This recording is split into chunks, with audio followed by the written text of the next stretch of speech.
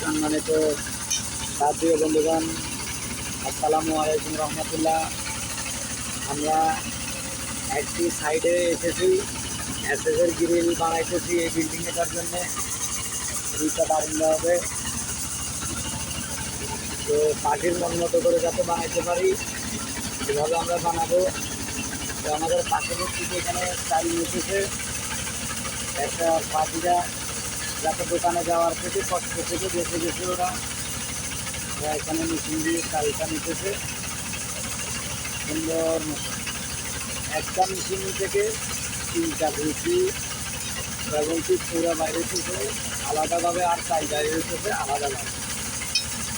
তো আমাদের প্রযুক্তি মিস্ত্রিদের দ্বারা এই এসএসের গ্রিলগুলো হইতেছে।